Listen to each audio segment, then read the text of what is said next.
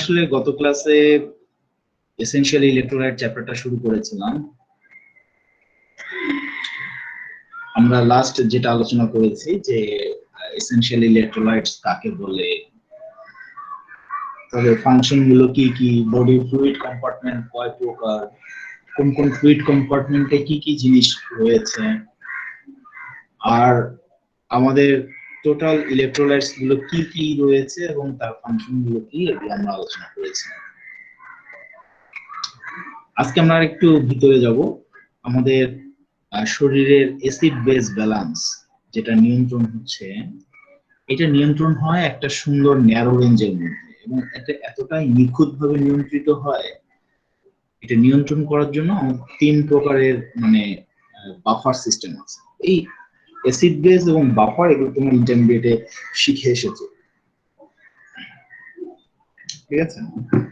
তো আমরা এই অ্যাসিড বেস যেটা নিয়ন্ত্রণ হচ্ছে এই বাফার সিস্টেমের মাধ্যমে, এই বাফার সিস্টেমটা আমাদের তিনটা কার্যকর রয়েছে। ফলে ব্লাডের পিএইচ, শরীরের পিএইচ 7.38 থেকে 7.42 এটা রেঞ্জ মেইনটেইন করছে। আমাদের যে বাফার সিস্টেম গুলো ব্লাডের মধ্যে কাজ করছে বডিতে, সেটা হচ্ছে দুটো সরাসরি কেমিক্যাল দিয়ে করা। একটা হচ্ছে bicarbonate carbonic acid buffer system, যেটা আমাদের ব্লাড এবং কিডনিতে রয়েছে। আর একটা হচ্ছে টিস্যুতে এবং কিডনিতে দুই জায়গাতেই রয়েছে monohydrogen phosphate, dihydrogen phosphate buffer system. এই দুটোই রয়েছে, একটা হচ্ছে প্লাজমা এবং কিডনিতে, আর একটা হচ্ছে টিস্যু এবং কিডনিতে। সুতরাং কিডনিতে দুইটা বাফার সিস্টেমই অবস্থান করছে।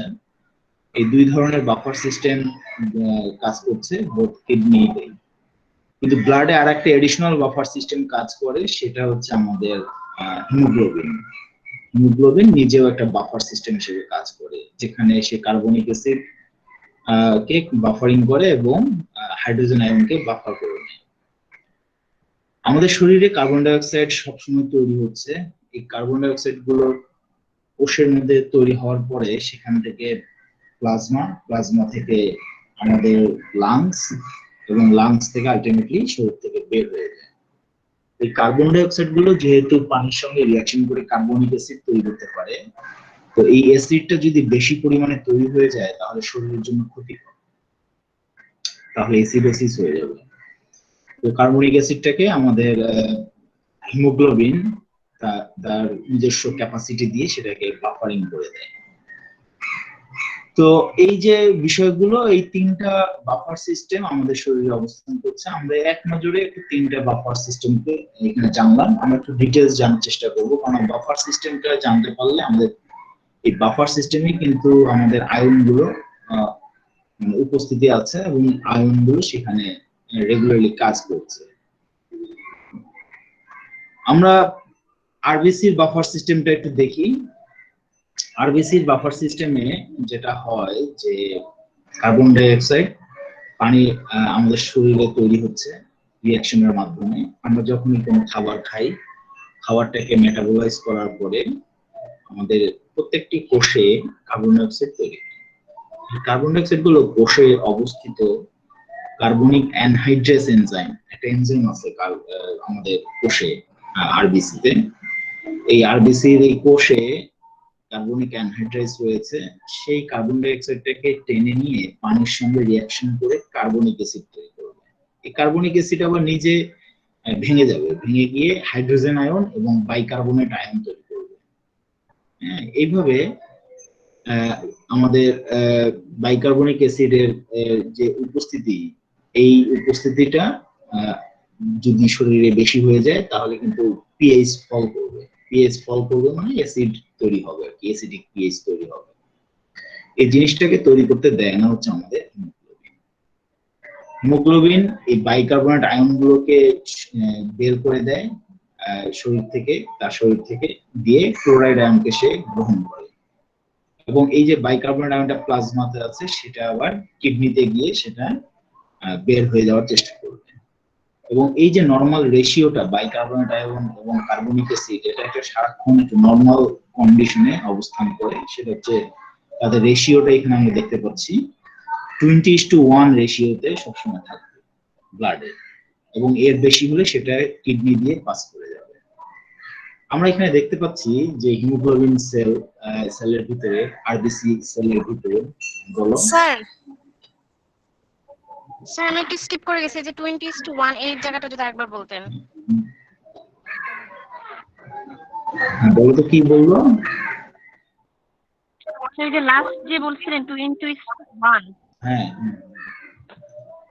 স্যার এটা একটু আমি স্কিপ করে গেছি, এটা যদি একটু বলতেন, আমার নেট প্রবলেম ছিল। আমরা বলছিলাম যে জি স্যার। বাইকার্বনেট আয়ন তৈরি হচ্ছে, এবং এই বাইকার্বনেট আয়ন এবং কার্বনিক অ্যাসিড এর একটা অনুপাত আমাদের শরীরে সবসময় অবস্থান করে, একটা নির্দিষ্ট অনুপাতে। এর বেশি হলে সেটা শরীর থেকে বের করে দেয় কিডনির মাধ্যমে। সেই অনুপাতটা আমরা বলেছি 20:1। 20 মানে হচ্ছে বাইকার্বনেট আয়ন, আর 1 হচ্ছে কার্বনিক অ্যাসিড। এই কনসেন্ট্রেশনটা মিলি ইকুইভ্যালেন্ট পার লিটারেও দেয়া আছে, 27:1.35। এই রেশিওতে আমাদের শরীরে এই দুটো বস্তু, বাইকার্বনেট আয়ন অথবা কার্বনিক অ্যাসিড, এই দুটোর পরিমাণ নির্ধারণ করে, এবং এটাই আমাদের শরীরের পিএইচ 7.4 শো করে।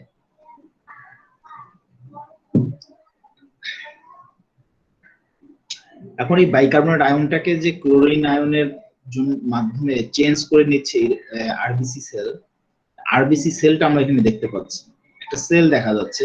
সেলের অন্যান্য অর্গান গুলো দেখানো হয়নি, শুধুমাত্র সেলটাকে বোঝানো হচ্ছে একটা ইয়ে দিয়ে। এবং এই সেলের ভিতরে যখন কার্বন ডাই অক্সাইড আসে, সে পানির সঙ্গে রিয়াকশন করে, এবং কার্বনিক অ্যানহাইড্রাইজ এই এনজাইমটার উপস্থিতিতে, কার্বনিক অ্যানহাইড্রাইজ এনজাইমের উপস্থিতিতে সে বাইকার্বনেট আয়ন, কার্বনিক অ্যাসিড তৈরি করে। কার্বনিক অ্যাসিড দেন হাইড্রোজেন আয়ন এবং বাইকার্বনেট আয়ন এখানে ট্রান্সফার হতে পারে। এই যে এক্সেস হাইড্রোজেন আয়নটা তৈরি হলো, সেটা হিমোগ্লোবিনের সঙ্গে রিয়াকশন করে সেটা বাফারিং হয়ে যাচ্ছে। এই হাইড্রোজেন আয়ন যদি কনসেন্ট্রেশন বাড়তে থাকে, তাহলে কিন্তু সেটা পিএইচটা ফল করে দিবে, এবং এটাকে নিউট্রালাইজ করছে আমার হিমোগ্লোবিন। এই হাইড্রোজেন আয়নটা তো নিউট্রালাইজ হয়ে গেল, এখন বাইকার্বনেট আয়নটা কিভাবে নিউট্রালাইজ করবে? সে বাইকার্বনেট আয়নটাকে একটা চ্যানেলের মাধ্যমে, এই চ্যানেলটা হচ্ছে এক্সচেঞ্জার চ্যানেল। এক্সচেঞ্জার চ্যানেল মানে হচ্ছে সে এক্সচেঞ্জ করে, এখান থেকে একটা বাহিরে দিয়ে দেয়, বাহির থেকে একটা ভিতরে নিয়ে আসে। আমরা জানি আমাদের বাহিরে ক্লোরাইড আয়ন বেশি আছে, সেলের বাহিরে আমরা সবসময় শুনেছি যে এক্সট্রা সেলুলার ফ্লুইডে সোডিয়াম ক্লোরাইড বেশি আছে।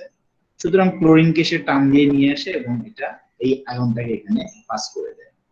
যেহেতু এটাও ঋণাত্মক, এটাও ঋণাত্মক, নেগেটিভ ইনচার্জ, এই অ্যানায়ন এক্সচেঞ্জটা হয়। এটাকে বলে ক্লোরাইড শিফট। এই ক্লোরাইড শিফট শব্দটা খুব ইম্পর্টেন্ট আমাদের জন্য, কারণ ক্লোরাইড শিফটের মাধ্যমে ক্লোরাইড সেলের ভিতরে আসছে, এবং সে এই অ্যানায়ন এক্সচেঞ্জার প্রোটিন দিয়ে বাইকার্বনেট আয়নকে শরীর থেকে বের করে দিচ্ছে। এভাবে শরীরে বাইকার্বনেট আয়নের কনসেন্ট্রেশন নিয়ন্ত্রিত হচ্ছে আর কি, এবং এই কার্বন ডাই অক্সাইড গুলোকে নিউট্রালাইজ করছে। কারণ খেয়াল করে দেখো, বডিতে এতগুলো টিস্যু, এতগুলো কোষ, সবাই কার্বন ডাই অক্সাইড তৈরি করছে, এবং সবার এই কার্বন ডাই অক্সাইড গুলোকে প্রশমন করার দায়িত্ব, নিউট্রালাইজ করার দায়িত্বটা হিমোগ্লোবিন নিয়েছে, এবং এভাবে সে নিউট্রালাইজ করছে। আমরা একটু কিডনির রোলটা দেখি। স্যার অ্যানায়ন এক্সচেঞ্জটা আরেকবার একটু রিপিট করেন। অ্যানায়ন এক্সচেঞ্জটা আমরা বলেছি যে এই যে একটা বাইকার্বনেট আয়ন এখানে তৈরি হয়েছে, এই বাইকার্বনেট আয়নটা যদি বেশি বেশি তৈরি হতে থাকে, তাহলে তো এই কোষটা নষ্ট হয়ে যাবে। বাইকার্বনেট আয়নটাকে রক্তের মধ্যে ছেড়ে দিতে হবে। ছেড়ে দেওয়ার জন্য এখানে একটা প্রোটিন কাজ করে, এই প্রোটিনটার নাম হচ্ছে অ্যানায়ন এক্সচেঞ্জ প্রোটিন, এর নাম দেয়া আছে AE1। এই প্রোটিনটার মাধ্যমে এই অ্যানায়নটা শরীর, এই সেলটার থেকে বাইরের দিকে চলে যায়, আর বাইরে যেহেতু ক্লোরাইড আয়ন বেশি আছে, সেই ক্লোরাইড আয়নটাকে সে গ্রহণ করে নেয়। এই যে এক্সচেঞ্জ করছে, একটার বদলে আরেকটা নিচ্ছে, এই প্রসেসটাকে বলা হচ্ছে ক্লোরাইড শিফট। এর মাধ্যমে শরীরে আয়নটা একটা সঠিক মানে পরিমাণ সবসময় নির্ধারিত হচ্ছে। এই বাইকার্বনেট আয়নটা খুবই ভয়ঙ্কর এই কারণে, কারণ কার্বন ডাই অক্সাইড সারাক্ষণ আমার শরীরে তৈরি হচ্ছে। আর আমার শরীরে টিস্যু পুষ্টি দরকার, এনার্জি দরকার। এনার্জির জন্য সে খাবারগুলোকে মেটাবলাইজ করে, খাদ্যগুলোকে, এবং খাদ্যগুলো যখন মেটাবলাইজ হয়ে যাওয়ার পরে কার্বন ডাই অক্সাইড তৈরি হয়। এখন এই কার্বন ডাই অক্সাইড যদি বেশি বেশি তৈরি হয় এবং সেটা যদি শরীর থেকে বের করে দিতে না পারি, তাহলে দুটো ঘটনা ঘটছে, একটা বাইকার্বনেট আয়ন বেশি হয়ে যাবে, একটা হাইড্রোজেন আয়ন বেশি হয়ে যাবে। হাইড্রোজেন আয়ন বেশি হয়ে যাওয়া মানেই হচ্ছে আমার পিএইচ ফল করে যাবে, আর এটাকে নিউট্রালাইজ করে আমার হিমোগ্লোবিন, আর এই বাইকার্বনেট আয়নটাকে নিউট্রালাইজ করে হচ্ছে আমার অ্যানায়ন এক্সচেঞ্জ প্রোটিন, এর মাধ্যমে সেটা কাজ হচ্ছে।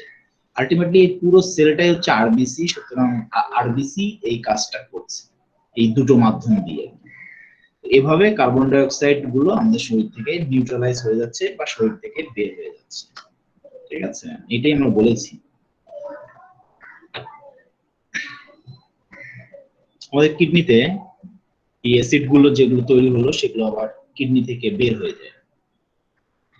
কিডনির এই যে সেলটা আমরা দেখতে পাচ্ছি, এটা একটা proximal tubular cell, epithelial cell. এই এপিথেলিয়াল সেলের এই পাশে ব্লাড রয়েছে, এই পাশে ফিল্ট্রেট রয়েছে। ফিল্ট্রেট মানে হচ্ছে গ্লোমেরুলার ফিল্ট্রেশন। শব্দটা শুনেছো? তোমরা কি ফিজিওলজি পড়েছো? জি স্যার, শুনেছি স্যার। জি স্যার। তো আমাদের গ্লোমেরুলাস ইউরিনের একটা খুব গুরুত্বপূর্ণ পার্ট নেফ্রনের। সেখানে ফিল্ট্রেশন হয়ে সব আয়ন গুলো ফিল্টার হয়ে চলে আসে। তো ফিল্টার হয়ে চলে আসলে এগুলো তো শরীর থেকে বের হয়ে যাবে, বের হয়ে যাওয়ার আগে তাদেরকে আবার রিঅ্যাবজর্পশন করে নিতে হয়।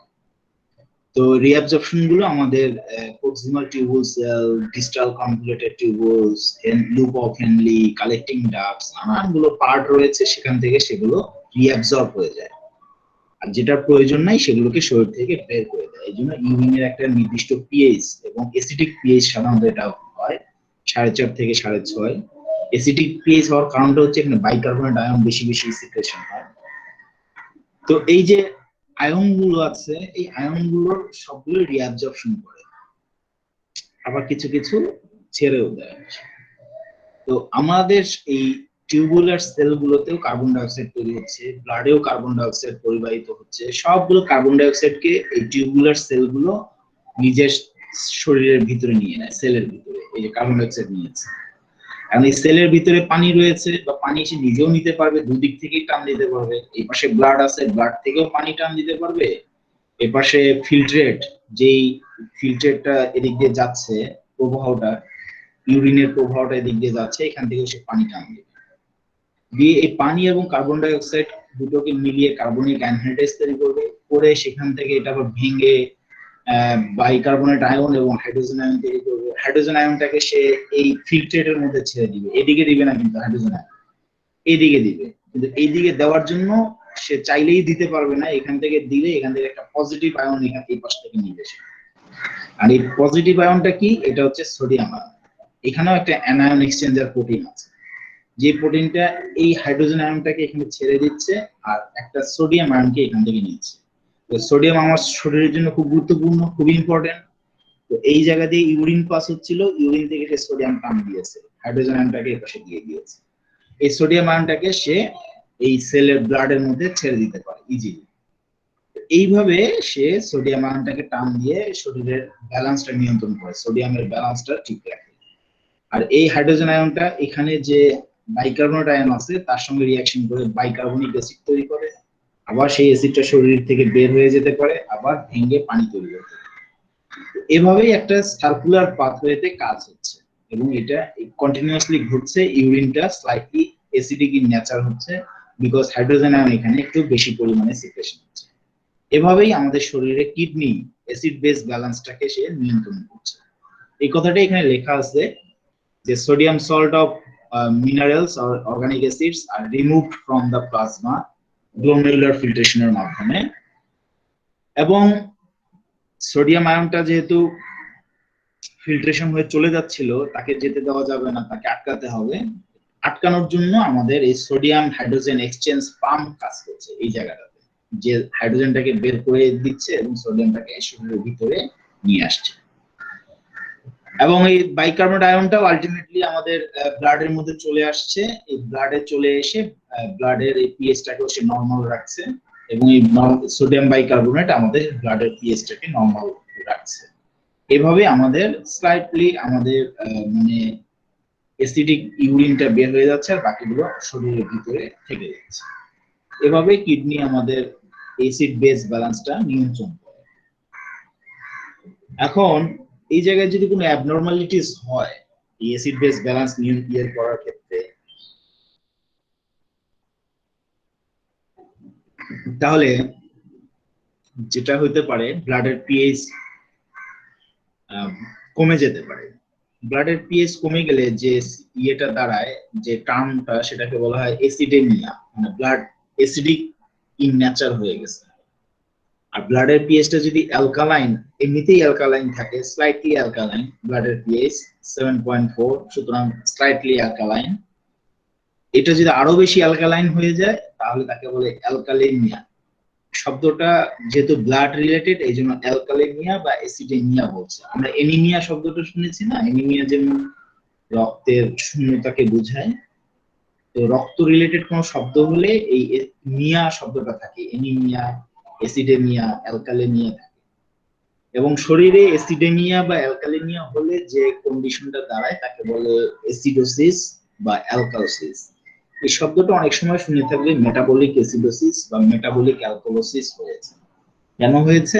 অ্যাসিডোসিস হলে বুঝতে হবে অ্যাসিড বেশি তৈরি হচ্ছে, আর অ্যালকালোসিস শুনলে বুঝতে হবে যে বেশি পরিমাণে অ্যালকালাইন হয়ে যাচ্ছে। এই অ্যাবনরমালিটিস গুলো হতে পারে আমাদের শরীরে। এখন এই যে তিনটা আমাদের মানে প্রসেস আমরা দেখলাম, এই প্রসেসের পাশাপাশি আমাদের আরো যেটা জানতে হবে যে বাফার ফ্লুইড গুলো তো আছেই রেড ব্লাড সেলের, এছাড়া আমাদের রেসপিরেটরি সিস্টেমে এসে কার্বন ডাই অক্সাইডটা বের করে দিচ্ছে শরীর থেকে, আর হচ্ছে রেনাল এক্সক্রিশন হচ্ছে, যেগুলো আমাদের বেশি হয় শরীরে। যদি কখনো মানে অ্যাসিড তৈরি হচ্ছে বেশি তাহলে অ্যাসিড গুলোকে শরীর থেকে বের করে দিবে, যদি বেস তৈরি হয় বেশি তাহলে বেস গুলোকে শরীর থেকে বের করে দিবে। এভাবে আমরা ইউরিনের পিএইচ দেখেও কিন্তু বুঝতে পারি যে আমাদের শরীরটা ঠিক আছে কিনা, আমাদের কিডনি কাজ করছে কিনা। এটা একটা গুরুত্বপূর্ণ প্যারামিটার হচ্ছে ইউরিনের পিএইচ। ইউরিনের পিএইচ যদি অ্যাবনরমালিটিস শো করে তাহলে বুঝতে হবে যে শরীরের ভিতরে কোনো সমস্যা হচ্ছে। তো মেটাবলিক অ্যাসিডোসিস যদি হয়, যদি ধরো কারো শরীরে অ্যাসিডোসিস হয়েছে, অ্যাসিড বেড়ে গেছে, অ্যাসিডের কনসেন্ট্রেশন যদি বেড়ে যায় তাহলে তাকে আমরা সাধারণত অ্যালকালাইন দিয়ে ট্রিটমেন্ট করি, অ্যালকালি দিয়ে ট্রিটমেন্ট করি। এবং এখানে আমরা যে জিনিসটাকে মেইনলি ব্যবহার করা হয় সেটা হচ্ছে sodium salt of bicarbonate, lactate, acetate or citrate. এই যে সল্ট গুলো আমরা ব্যবহার করছি, এই সল্ট গুলো ব্যবহার করে আমরা মেটাবলিক অ্যাসিডোসিসটাকে আমরা ট্রিটমেন্ট করতে পারি। আর অ্যালকালোসিস যদি হয় তাহলে অ্যালকালোসিসে সোডিয়াম বা পটাশিয়াম এগুলোকে ইউজ করা যাবে না। যদি সোডিয়াম ইউজ করি তাহলে তো সে নিজেই অ্যালকালাইন তৈরি করবে। এই জন্য আমরা অ্যামোনিয়াম সল্ট দিয়ে অ্যালকালোসিস গুলোকে আমরা ট্রিটমেন্ট করি। বডি ম্যাক্সিমাম টাইমে যে জিনিসটাকে ফিল করে সেটা হচ্ছে অ্যাসিডোসিস, কারণ আমাদের শরীরে কিটোন বডিজ তৈরি হয় প্রচুর। এখন ম্যাক্সিমাম জিনিসই আমাদের অ্যাসিডিক ইন নেচার, এই অ্যাসিডিক ইন নেচার গুলোকে আমাদের ট্রিটমেন্ট করতে হয় নানান ওষুধ গুলো দিয়ে আর কি। এছাড়া আমাদের আরো কিছু অ্যাসিড বেস ব্যালেন্স নিয়ন্ত্রণের কিছু ড্রাগ আছে যেগুলো প্রমিনেন্টলি ইউজ করা হয়, ডক্টররা ইউজ করে থাকে। এগুলো সলিউশন বাজারে কিনতে পাওয়া যায়, ডক্টররা স্যালাইনের মাধ্যমে সেগুলো পুশ করে। যে যে ওষুধ এখানে ব্যবহার করা হয়, সোডিয়াম অ্যাসিটেট, পটাশিয়াম অ্যাসিটেট, এগুলো সব কিন্তু খেয়াল করে দেখো, এগুলো সবই হচ্ছে মেটাবলিক অ্যাসিডোসিস কে ট্রিটমেন্ট করার জন্য ব্যবহার করা হয়। যদি কোনো ডায়াবেটিস পেশেন্ট পেয়ে থাকো তোমাদের ফ্যামিলিতে, ডায়াবেটিস পেশেন্টদের মেটাবলিক অ্যাসিডোসিস হওয়ার রেটটা বেশি, সেক্ষেত্রে দেখবা যে তাদেরকে এই ট্রিটমেন্ট গুলো দেয় অনেক সময়। Sodium acetate, potassium acetate, sodium bicarbonate, potassium bicarbonate, biphosphate, sodium citrate, এই জিনিসগুলো আমরা দেই সাধারণত, ঠিক আছে। স্যার এটা কি অ্যাসিডোসিসের জন্য শুধু? সবশেষে একটা সল্ট দেওয়া আছে অ্যামোনিয়াম ক্লোরাইড, সেটা হচ্ছে অ্যালকালোসিসের ক্ষেত্রে আমরা ইউজ করি, আর বাকি মিক্সিং সব ড্রাগগুলো হচ্ছে অ্যাসিডোসিসের ক্ষেত্রে আমরা ইউজ করি। আমি আগেও বলেছি অ্যালকালোসিসটা তৈরি হওয়া খুব ডিফিকাল্ট শরীরের মধ্যে। হতে পারে তুমি যদি বাইরে থেকে প্রচুর পরিমাণে মানে বিষ খেয়ে ফেলো, সোডিয়ামের বিষ, পটাশিয়ামের বিষ খেয়ে ফেলো, তাহলে সেক্ষেত্রে তোমার অ্যালকালোসিস হওয়ার চান্স আছে। কিন্তু জেনারেলি অ্যালকালোসিস হওয়ার চেয়ে অ্যাসিডোসিস হওয়াটা ইজিয়ার বডির জন্য, কারণ বডিতে অ্যাসিডটাই সবচেয়ে বেশি তৈরি হচ্ছে।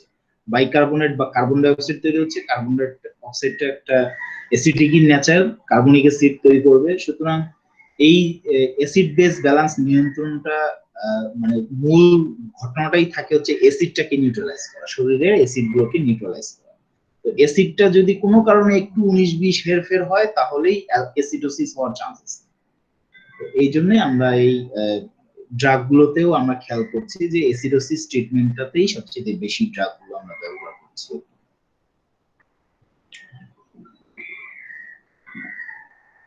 আমরা সোডিয়াম বাইকার্বনেট একটা খুব গুরুত্বপূর্ণ ড্রাগ এখানে আছে, লেখা আছে 3 নম্বর ড্রাগটা দেখো, সোডিয়াম বাইকার্বনেট লেখা আছে। সোডিয়াম বাইকার্বনেট দিয়ে আমরা একটা ট্রিটমেন্ট করি। এগুলো সব ড্রাগই আসলে পড়ার দরকার, যেহেতু সবগুলোই পড়ার সুযোগ একটু কমই আছে, আমাদের সময় অভাব আছে, কারণ আমি আগেও বলেছি 10টা চ্যাপ্টার আলোচনা করতে হবে, সময় হাতে খুবই কম। আমরা সবগুলো চ্যাপ্টারই একটু একটু করে শিখবো। আমি সোডিয়াম বাইকার্বনেট নিয়ে এখানে কিছু কথা বলবো আর কি। সোডিয়াম বাইকার্বনেট আমরা বাজারে গেলেও দেখতে পারবো, বাজারে পাওয়া যায় সোডিয়াম বাইকার্বনেট হোয়াইট একটা মানে ক্রিস্টালাইন পাউডার, গ্রানিউলস আকারে আমরা পাই। এটা কার্বন ডাই অক্সাইড তৈরি করে যদি একটু বেশি টেম্পারেচার হয় 50 ডিগ্রি সেন্টিগ্রেড, তাহলে এখান থেকে কার্বন ডাই অক্সাইড বের হওয়া শুরু হয়। আমরা এখানে দেখতে পাচ্ছি যে একটু হিট দিলেই এখান থেকে কার্বন ডাই অক্সাইড বের হয়ে যাবে এবং সোডিয়াম কার্বনেট সে তৈরি করবে। আমরা সোডিয়াম বাইকার্বনেটের এই অ্যালকালাইন নেচারটাকে, এটা যেহেতু পানিতে গেলেই এটা একটা দ্রবণ তৈরি করবে, এবং এই দ্রবণটার পিএইচটা দেখো 8.2, এটা 8.2 তৈরি করে। সুতরাং আমাদের শরীরে যদি অ্যাসিড তৈরি হয়, অ্যাসিড মানে হচ্ছে 7 এর নিচে পিএইচ, 7 এর নিচে পিএইচ, সুতরাং এই পিএইচটাকে একটু উপরে তুলতে হবে। তো এই জন্য আমরা একেবারে হার্ড কোনো অ্যালকালাইন দিয়ে ট্রিটমেন্ট করব না, আমরা স্লাইট অ্যালকালাইন দিয়ে ট্রিটমেন্ট করি। সোডিয়াম বাইকার্বনেট হচ্ছে স্লাইটলি অ্যালকালাইন, দেখো এর পিএইচ 8.2 শো করছে। সুতরাং এই 8.2 দিয়ে তুমি 7 কাছাকাছি যেগুলো আছে তাদেরকে ট্রিটমেন্ট করে 7.5 নিয়ে আসতে পারবো, 7.4।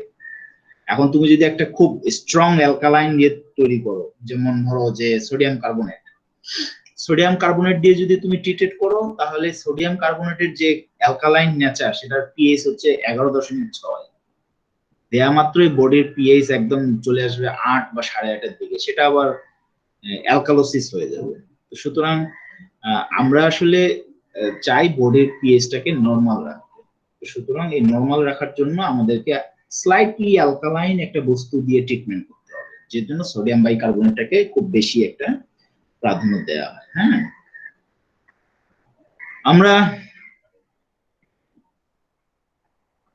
যখন দেখি যে শরীরে খুব এক্সেস অ্যাসিড তৈরি হয়, সেই এক্সেস অ্যাসিডটাকে নিউট্রালাইজ করার জন্য আমরা সোডিয়াম বাইকার্বনেট ইউজ করছি। এবং এই সোডিয়াম বাইকার্বনেটটা আমাদের যখন নাকি হাইড্রোজেন আয়নের কনসেন্ট্রেশনের সঙ্গে, পিএইচ মানে হচ্ছে হাইড্রোজেন আয়ন কনসেন্ট্রেশন বেশি, এই হাইড্রোজেন আয়ন কনসেন্ট্রেশনের কাছাকাছি যখন এর সংস্পর্শে আসবে, সে তখনই এই হাইড্রোজেন আয়নটাকে গ্র্যাব করে বাইকার্বনেট তৈরি করবে এবং সোডিয়াম আয়ন তৈরি করবে। এই বাইকার্বনেট আয়নটা দেন পানিতে কনভার্ট হবে এবং কার্বন ডাই অক্সাইডে কনভার্ট হবে, এবং আমরা জানি আমাদের কার্বন ডাই অক্সাইডটা রেসপিরেটরি সিস্টেম দিয়ে বের হয়ে যেতে পারে। সুতরাং সে যে নিউট্রালাইজেশন মেকানিজমটা করে, সেখানে সে দেখো সে দুটো ঘটনা ঘটাচ্ছে, এক সোডিয়ামের কনসেন্ট্রেশন বাড়িয়ে দিচ্ছে, দুই তোমার হাইড্রোজেন আয়নের কনসেন্ট্রেশন কমিয়ে দিচ্ছে। এই প্রথম রিঅ্যাকশনটাতেই আমরা দেখতে পাচ্ছি সোডিয়াম বাইকার্বনেট তোমার শরীরের যে হাইড্রোজেন আয়নটা বেশি তৈরি হয়েছে, কারণ আমরা জানি পিএইচ কমে যাওয়া মানে হচ্ছে হাইড্রোজেন আয়নটা কমে যাওয়া, বেড়ে যাওয়া। হাইড্রোজেন আয়ন যেহেতু বেড়ে যায় তাহলে পিএইচ কমে যায়। এখন এই সোডিয়াম বাইকার্বনেট করে কি এর সঙ্গে রিয়াকশন করে সোডিয়াম আয়নটাকে ফ্রি করে দেয় এবং কার্বনিক অ্যাসিড তৈরি করে। কার্বনিক অ্যাসিড দেন ভেঙে পানি এবং কার্বন ডাই অক্সাইড তৈরি করে, এবং এই কার্বন ডাই অক্সাইডটা শরীরের রেসপিরেশনের মাধ্যমে তোমার লাংস এর মাধ্যমে শরীর থেকে বের হয়ে যাবে। এইভাবে শরীরের অ্যাসিডিক পিএইচটাকে সে অ্যালকালাইন পিএইচ এ নিয়ে আসার চেষ্টা করছে। এটাই তার হচ্ছে মেকানিজম। সোডিয়াম বাইকার্বনেট এভাবে কাজ করে। তো সোডিয়াম বাইকার্বনেটটাকে আমরা ইলেকট্রোলাইট রিপ্লেনিশার হিসেবে কাজ করি, কারণ এখানে সোডিয়ামকে সে দিচ্ছে, খুব ভাইটাল একটা এলিমেন্ট আমাদের ইলেকট্রোলাইট, এটা দিচ্ছে। আমাদের ব্লাডের অ্যালকালাইনিং এজেন্ট হিসেবে কাজ করছে। খেয়াল করে দেখো এর ফাংশন গুলো কিন্তু মুখস্থ করার দরকার নেই, তুমি কিন্তু সহজেই বোঝা যায়। এই রিঅ্যাকশনটা দেখলেই বোঝা যায় যে তার দুটো কাজ আছে। একটা হচ্ছে সোডিয়াম আয়ন দেওয়া, শুধু সোডিয়াম আয়ন দিবে তা নয়, পাশাপাশি যদি তোমার মেটাবলিক অ্যাসিডোসিস হয় কখনো শরীরে, এই মেটাবলিক অ্যাসিডোসিসে সে অ্যালকালাইনিং এজেন্ট হিসেবে কাজ করছে, অ্যালকালাইন কন্ডিশনটাকে সে তৈরি করছে।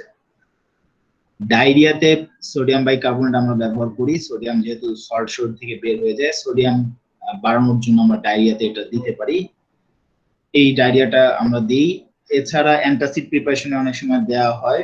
আবার কিছু ড্রাগের পয়জনিং যখন হয়, যেমন ফেনোবারবিটন, স্যালিসাইলেট, এগুলো খেলে অ্যাসিডিক ড্রাগ যেহেতু এরা আমাদের ইউরিনে অ্যাসিডোসিস তৈরি করে, এটাকে নিউট্রালাইজ করার জন্য আমরা কি বলে এই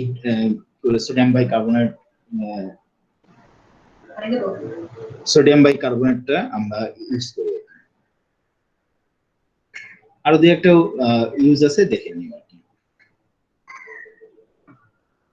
ইলেকট্রোলাইট আমরা রিপ্লেনিশ করি, মানে মানুষের ইলেকট্রোলাইট যদি শরীর থেকে বের হয়ে যায়, তাহলে এই ইলেকট্রোলাইট গুলোকে আবার আমার শরীরে ফিরিয়ে দিতে হবে, না দিলে এই লোকটা মারা যাবে। আগেকার দিনে আমাদের বাংলাদেশ থেকে খুব গুরুত্বপূর্ণ একটা ডিসকাভারি হয়েছে আইসিডিডিআরবি থেকে। তোমরা কি কেউ বলতে পারো আইসিডিডিআরবির সবচেয়ে গুরুত্বপূর্ণ ডিসকাভারিটা কি? স্যালাইন। Saline, good. বাংলাদেশে অনেক মানুষ ডায়রিয়ায় আক্রান্ত হয়ে অনেক শিশু মারা যেত। সেই শিশুগুলোকে বাঁচানোর জন্য আইসিডিডিআরবির বিজ্ঞানীরা দেখলো যে আমরা যদি স্যালাইন করে তাদেরকে আমরা যদি দেই, তাহলে সেই শিশুগুলো বেঁচে ওঠে। কেননা 3-4 দিন ধরে তোমার ডায়রিয়া হতে হতে তোমার শরীর থেকে আয়ন গুলো বের হয়ে যায়। এই আয়ন গুলোকে আবার ফিরিয়ে দিতে হবে, রিস্টোর করতে হবে। করার জন্য তারা এই স্যালাইনটাকে ডিসকভার করেছে। এবং স্যালাইনের মধ্যে আসলে থাকে কি, সোডিয়াম, পটাশিয়াম, ক্লোরিন এবং কিছু ডেক্সট্রোজ থাকে। ডেক্সট্রোজ দেওয়া হয় তার এনার্জিটাকে, বা গ্লুকোজ দেওয়া হয় তার এনার্জিটাকে তৈরি করার জন্য। আর বাজারে তো কিনতেই পাওয়া যায়, 5-6 টাকা দাম নেয় একটা স্যালাইনের, সেই স্যালাইন গুলো দিয়ে দিতে পারি। সেখানে আয়নের কনসেন্ট্রেশন গুলো দেখা যাচ্ছে মিলি ইকুইভ্যালেন্ট পার লিটারে। ফ্লুইড মেইনটেনেন্স থেরাপিতে আমরা এটা দেই। সোডিয়ামটাই বেশি থাকে 25 থেকে 30, এবং বাইকার্বনেট থাকে 20 থেকে 23, পটাশিয়াম থাকে 15 থেকে 20, ক্লোরাইড 22। এভাবে আমরা একটা কনসেন্ট্রেশন মেইনটেইন করে দিই। এবং এই কনসেন্ট্রেশন গুলো দেখো, এগুলো কিন্তু আমরা যে কতদিনে একটা চার্ট করেছিলাম, সেই চার্টের সঙ্গে রিলেটেড। যে আয়নটা সবচেয়ে বেশি 144 বা 45 লাগে, সেটা কিন্তু 25 থেকে 30 দেওয়া হচ্ছে। বাইকার্বনেটটাও কিন্তু এই পরিমাণই দরকার হয়। ক্লোরাইডটাও আমার দরকার হয় 135 এর মতো, পটাশিয়াম 165 এর মতো দরকার হয়। কিন্তু পটাশিয়াম আবার বেশি দেওয়া যাবে না, কারণ এটা এক্সট্রা সেলুলার ফ্লুইডে থাকে না, এটা থাকে হচ্ছে ইন্ট্রাসেলুলার ফ্লুইডে। এটা বেশি দিলে আবার এক্সট্রা সেলুলার ফ্লুইডে কনসেন্ট্রেশন বেড়ে যাবে। এই জন্য পটাশিয়ামটা একটু কম দেওয়া হয়। ম্যাগনেসিয়াম, ফসফরাস এগুলো আমাদের এমনিতে একটু কম থাকে। আর ফসফরাস যেহেতু সেলের ভিতরে থাকে, সেখান থেকে বের হয় কম। সাধারণত এক্সট্রা সেলুলার ফ্লুইডটাই সবচেয়ে বেশি বের হয়ে যায়। এই জন্য আমরা এক্সট্রা সেলুলার ফ্লুইডটাকেই ট্রিটমেন্ট করার চেষ্টা করি। এবং এই এক্সট্রা সেলুলার ফ্লুইডে সোডিয়াম, ক্লোরাইড, বাইকার্বনেট এগুলো আছে, এগুলো আমাদের কি বলে বেশি বেশি পরিমাণে দিতে হয়। এই জন্যই আমরা সোডিয়াম বাইকার্বনেটের কথা বলেছি যে খুব ইম্পর্টেন্ট। আর বাসা বাড়িতে সোডিয়াম ক্লোরাইড যেহেতু পাওয়া যায়, অ্যাভেলেবল লবণ আমরা খাই, সেই লবণটা দিয়েও তুমি তৈরি করতে পারো। এরকম একটা ওটস স্যালাইন হচ্ছে, এখানে আমরা ছবি দেখতে পাচ্ছি, যেটা সাধারণ ওটস স্যালাইন আমরা বাংলাদেশে কিনতে পাই অহরহ বাজারে গেলেই। এখানে লেখা আছে, লেখাটা কি পড়া যাচ্ছে, দেখা যাচ্ছে? জি স্যার। জি স্যার। Yes, sir. হ্যাঁ, এখানে বলা আছে ডায়রিয়া বা যে কোনো ধরনের পাতলা পায়খানা জনিত পানি স্বল্পতা পূরণের জন্য পানি স্বল্পতা, দ্যাট মিনস ফ্লুইড রিপ্লেসমেন্টের জন্য, এই শব্দটা হচ্ছে ফ্লুইড রিপ্লেসমেন্ট, এই শব্দটা এখানে আমরা পড়েছি। ফ্লুইড রিপ্লেসমেন্ট থেরাপি বা ইলেকট্রোলাইট রিপ্লেসমেন্ট থেরাপি এবং ফ্লুইড মেইনটেনেন্স থেরাপি এগুলো আমরা দিয়ে থাকি। এবং এখানে যে কি বলে কম্বিনেশন গুলো দেয়া আছে, এখানে সোডিয়াম ক্লোরাইড দেয়া আছে, পটাশিয়াম ক্লোরাইড দেয়া আছে, ট্রাই সোডিয়াম সাইট্রেট দেয়া আছে, অ্যানহাইড্রাস গ্লুকোজ দেয়া আছে, সবগুলো মিক্স করা আছে, প্রিমিক্স। আমরা শুধু পানিতে কি বলে মিশিয়ে সেটা খেয়ে ফেলি। এটা আমাদের বাজারে কিনতে পাওয়া যায়। বাজারে এই স্যালাইনটা বাসা বাড়িতে 5টা 7টা রাখা উচিত সবসময়, যে কোনো মোমেন্টে ডায়রিয়া হলেই সেটা আমরা খেতে পারি। ইলেকট্রোলাইট রিপ্লেসমেন্ট থেরাপি, এই ইলেকট্রোলাইট রিপ্লেসমেন্ট থেরাপি সাধারণত আমরা ওই যে কি বলে যখন নাকি হসপিটালে যাই, হসপিটালে গেলে আমরা এমন কন্ডিশনে যাই, অনেক বৃদ্ধ মানুষ যায়, অনেকে এক্সটেন্ড করে যায়, শরীরের প্রচুর ব্লাড লস হয় বা নানান রকমের এরকম হয়, তো তাদের ক্ষেত্রে আমরা ইলেকট্রোলাইট রিপ্লেসমেন্ট থেরাপি দেই। এবং তাদের যে কনসেন্ট্রেশন গুলো আছে, কোনোটা ইনিশিয়ালি মানে এখনই তোমার শরীরে প্রচুর ইলেকট্রোলাইট লাগবে না, হলে তোমার শরীর কাজ করছে না, সেই ক্ষেত্রে তোমার কনসেন্ট্রেশন গুলো দেখো একটু বেশি বেশি পরিমাণে আমরা দেই। আর হচ্ছে সাবসিকুয়েন্ট রিপ্লেসমেন্ট, মানে তোমার শরীরে মোটামুটি চলে আসছে একটা লেভেলে, এখন সেটাকে শুধু মেনটেন করা। এই মেনটেন করার জন্য যেহেতু তুমি মুখে খাবার খেতে পারছো না, তো তুমি স্যালাইনের মাধ্যমে সেই সাবসিকুয়েন্ট রিপ্লেসমেন্ট গুলো দেই। তো এই কি বলে কনসেন্ট্রেশন গুলোতেও আমরা ওই যে আয়ন গুলো ব্যবহার করে থাকি। এখানে যে আয়ন গুলোর নাম বলা আছে সবগুলোই যে দিতে হবে নট নেসেসারি। খেয়াল করে দেখো, এই স্যালাইনেও কিন্তু বাইকার্বনেট নাই। আছে কি বাইকার্বনেট? না স্যার। বাইকার্বনেট নেই। তো সুতরাং আমি আয়ন গুলো বলেছি যে এই আয়ন গুলো থাকতে পারে এবং তাদের একটা লেভেল দেয়া আছে, নট নেসেসারি যে এইটা থাকতেই হবে, এই 6টা আয়ন বা 7টা আয়ন থাকতেই হবে। তবে মেজরিটি বলে সোডিয়াম পটাশিয়াম ক্লোরাইড এগুলো থাকতেই হবে। সোডিয়াম ক্লোরাইড থাকতে হবে এটা নিশ্চিত, এই বিষয়ে কোনো সন্দেহ নাই। সোডিয়াম ক্লোরাইড ছাড়া ওই কোনো ফ্লুইড রিপ্লেসমেন্ট থেরাপি কাজ করবে না। তো এগুলোর পাশাপাশি গ্লুকোজ থাকে, ডেক্সট্রোজ থাকে, নানান রকমের এনার্জেটিক ইয়ে থাকে। আর যেহেতু মানে পটাশিয়ামও দরকার হয়, পটাশিয়াম ক্লোরাইডও অনেক সময় দেওয়া হয়। তো বিভিন্ন আয়ন দেয়া হতে পারে, তাদের ওই কনসেন্ট্রেশন গুলো আমরা এখানে দেখতে পাচ্ছি। খুব কমনলি হসপিটালে ব্যবহার করা হয় রিঙ্গার্স সলিউশন। রিঙ্গার্স সলিউশন আমাদের ডক্টররা প্রেসক্রাইব করে থাকে। তার ইয়েটা দেখো, আমরা ইলেকট্রোলাইট রিপ্লেসমেন্ট থেরাপিতে দেই। রিঙ্গার্স সলিউশন হচ্ছে বাজারে কিনতে পাওয়া যায়। তোমার 500 ml 1000 ml এর ইনজেকশন আইভিতে দেয় ডাক্তাররা। মানে তুমি গেলেই তোমাকে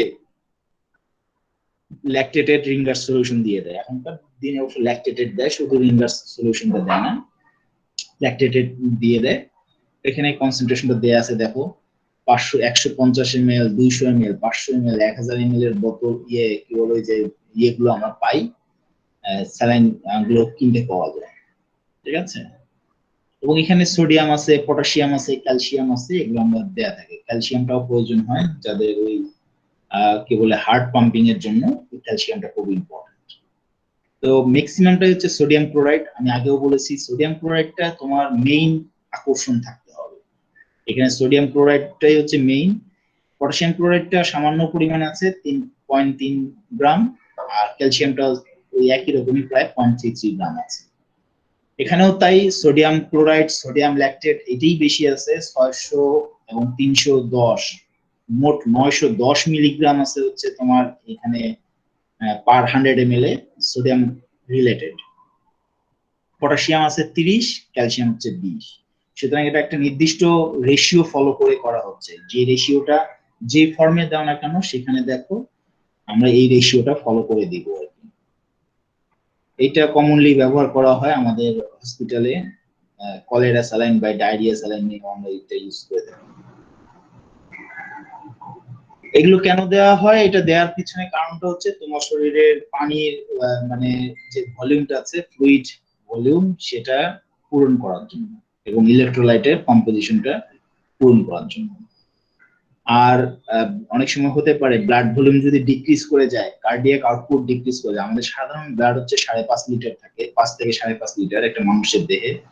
যদি কোনো কারণে এটা 4 লিটারের নিচে চলে আসে, কার্ডিয়াক আউটপুট মানে হার্ট যে পাম্প করবে এই পাম্পিংটা করতে পারবে না, মানুষটা মারা যেতে পারে। এই জন্য সবসময় স্যালাইন লাগিয়ে দেওয়া থাকে যাতে করে তার ওই কি বলে কার্ডিয়াক আউটপুটটা ঠিক থাকে। আর এখানে আরেকটা জিনিস তোমাদেরকে বলে রাখি, হুট করে কোনো কিছু দেওয়ার আগে চিন্তা করতে হবে যে আমাদের বডির যে টনিসিটি আছে, আইসোটনিসিটি, এই আইসোটনিক হতে হবে বডির মানে যে সেলগুলো আছে, আরবিসি সেল, এই আরবিসি সেল, ডাব্লিউবিসি সেল, এগুলো একটা ফ্লুইডের উপর ভাসতেছে। এই ফ্লুইডটার একটা আইসোটনিসিটি আছে এবং এই আইসোটনিসিটি হচ্ছে সোডিয়াম ক্লোরাইড সলিউশনের কি বলে 0.9% এর মতো।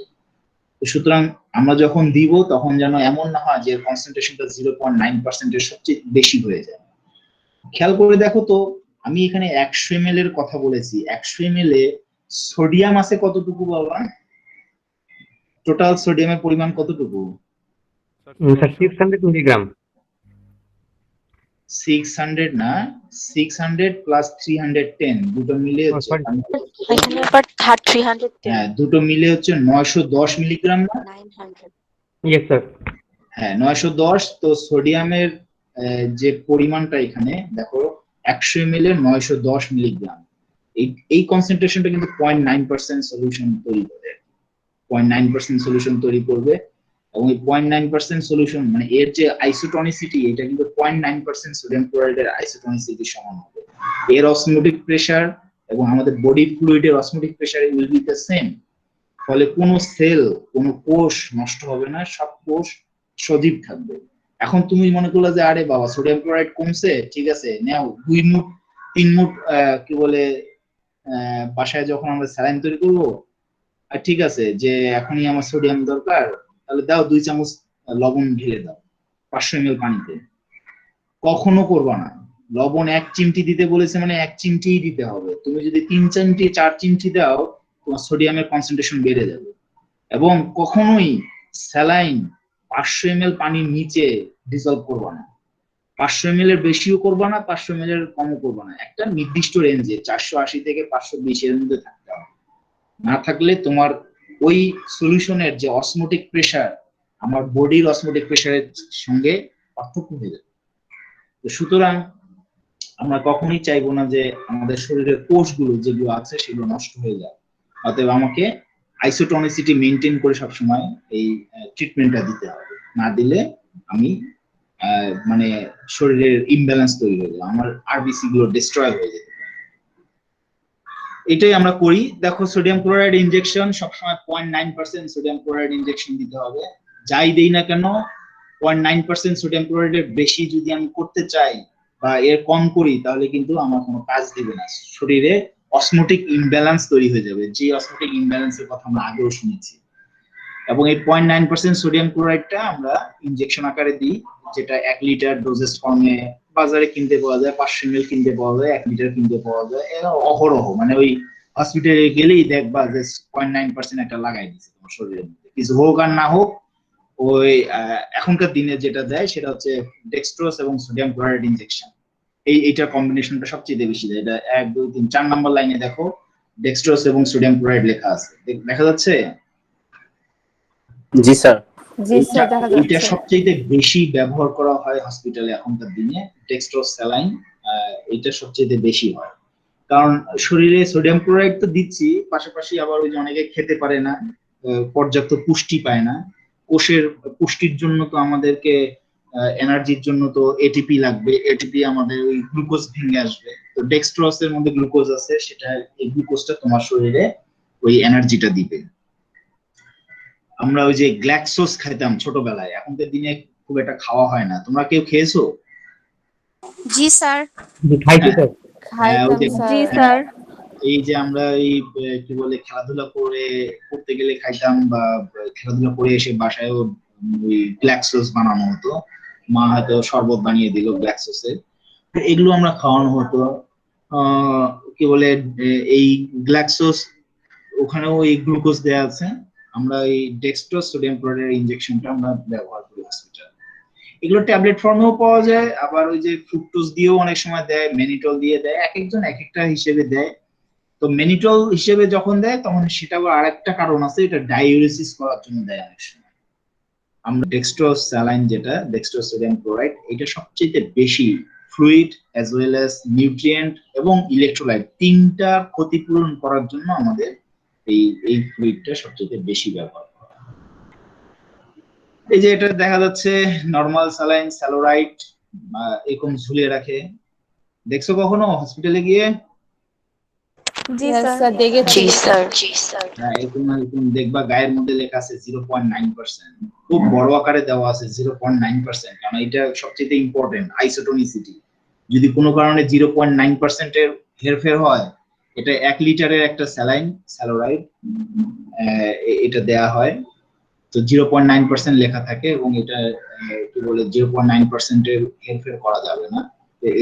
এই ধরনের একটা আমরা প্রোডাক্ট গেলেই দেখি স্যালাইন লাগানো থাকে প্রত্যেকটা বেডের মধ্যে।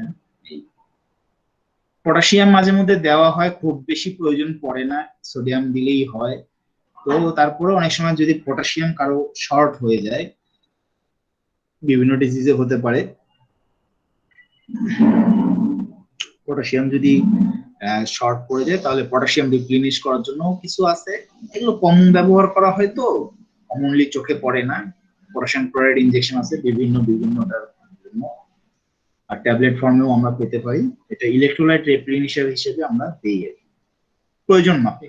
যদি প্রয়োজন হয় কারো পটাশিয়াম লস হয়ে গেছে শরীর থেকে, তো পটাশিয়াম লস হয়ে গেলে সাধারণত ডক্টররা বলে হচ্ছে তোমার ডাব খেতে, ডাব খাবে, তারপরে যে ফলমূল খাবে। তো ডাবের পানিতে প্রচুর পটাশিয়াম আছে, ডাব খেলেই হয়। এই জন্য দেখবা যে ডক্টররা ওই বলে যে ডাব খাবেন, এই কি বলে রোগী গেলে, তাই না? ডাব খাওয়ার কথা বললে বুঝবা যে পটাশিয়াম তার দরকার আছে, এই জন্য পটাশিয়ামটা আসে বলে। আর রোগী দেখতে গেলে আমরা ডাব খাই, ঢাকা মেডিকেলের সামনে ডাব অনেক প্রচুর পাওয়া যায়। খেয়াল করছো কখনো? আসছো এইদিকে কোনো মেডিকেলের সামনে, ডাবটাই সবচেয়ে বেশি পাওয়া যায়। হ্যাঁ স্যার দেখা যায়, দেখছি স্যার।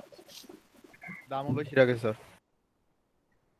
তো ব্যবসাটা হচ্ছে নির্ভর করছে ডিমান্ডের উপরে। এখন যেহেতু ডিমান্ড আছে, হসপিটালের সামনে ডাব বিক্রি করলে বিক্রি হবে, ওই জন্য ডাবের পরিমাণটা হসপিটালের আশেপাশে, তোমার ডাব কিনতে চাইলে হসপিটালের আশেপাশে গেলেই দেখবা ডাব আছে, ডিমান্ড ওখানে বেশি। ক্যালসিয়ামটা আমরা অনেক সময় দিই, ক্যালসিয়াম দেওয়ার পিছনে কারণটা তো আমি বলেছি যে ক্যালসিয়াম সবসময় প্রয়োজন পড়ে না, কিন্তু যে হার্ট রিলেটেড প্রবলেম হলে ক্যালসিয়াম আমি দিয়ে থাকি, ক্যালসিয়াম রিপ্লেনিশ করে অনেক সময়।